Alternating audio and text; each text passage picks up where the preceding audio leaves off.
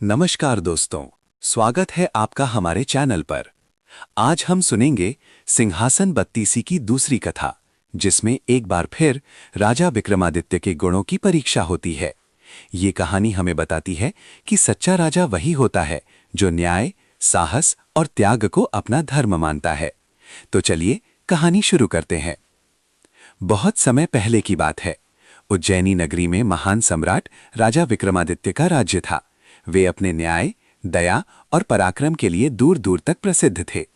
राजा भोज, जो विक्रमादित्य के बाद उज्जैनी के राजा बने, एक दिन जंगल में शिकार के लिए गए। वहीं उन्हें भूमि में दबा हुआ एक अद्भुत सिंहासन मिला। जब सिंहासन को बाहर निकाला गया तो उसमें 32 पुतलियां जड़ी हुई थीं। राजा भोज जैसे ही सिंहासन पर बैठने लगे, एक पुतली जीवित हो उठी और बोली, राजा भोज, इस सिंहासन पर बैठने से पहले तुम्हें राजा विक्रमादित्य जैसी योग्यता सिद्ध करनी होगी। ये कहकर पुतली में राजा विक्रमादित्य की एक कहानी सुनानी शुरू की। कहानी न्याय की परीक्षा। एक दिन राजा विक्रमादित्य भेष बदलकर नगर भ्रमण पर निकले। उन्होंने देखा कि नगर के बाहर एक गरीब किसान जोर जोर से रो रहा है। राजा ने पास जाकर पूछा, वत्स, तुम क्यों रो रहे हो? किसान बोला, महाराज, मेरे पास एक ही बैल था, आज वो अचानक मर गया। अब मैं खेती कैसे करूंगा? मेरा परिवार भूखा मर जाएगा।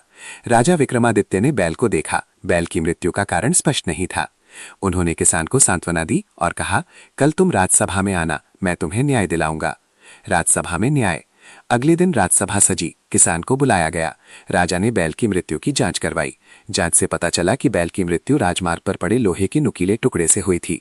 वो टुकड़ा एक लोहार का था जो रास्ते में काम कर रहा था।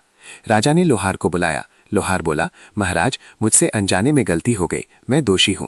राजा ने विचार किया, यदि इस किसान को न्याय न मिला तो राज्य में अन्याय फैल जाएगा। गहन विचार। राजा विक्रमादित्य जानते थे कि केवल दंड देना ही न्याय नहीं होता, बल्कि समस्या का समाधान करना भी राजा का कर्तव्य होता है। उन्होंने आदेश दिया, लोहार इस किसान को एक स्वस्थ बैल देगा और साथ ही उसके खेत की जुताई भी कराएगा। सभा में सभी लोग राजा के इस निर्णय से प्रसन्न हो गए। किसान की आंखों में खुशी के आंसू आ गए। राजा की दया। किसान राजा के चरणों में गिर पड़ा और बोला, महाराज, आपने मुझे नया जीवन दिया।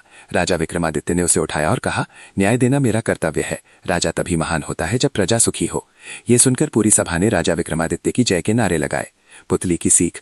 कहानी समाप्त होते ही सिंहासन की पुतली बोली, राजा भोज, क्या तुम भी बिना पक्षपात के ऐसा न्याय कर सकते हो? क्या तुम गरीब की पीड़ा समझ सकते हो? राजा भोज मौन हो गए। उन्होंने सिर झुका लिया और बोले, नहीं देवी, मैं अभी इस योग्य नहीं हूं। इतना कहकर पुतली फिर से शांत हो गई और राजा भोज सिंहासन से उतर आए। निष्कर्ष, कंक्लूजन। दोस्तों, ये कहानी हमें सिखाती है कि सच्चा राजा वही होता है जो न्याय, दया और विवेक से शासन करे। राजा विक्रमादित्य केवल शक्तिशाली नहीं थे, बल्कि वे मानवता और करुणा के प्रतीक थे। समापन, आउट्रो।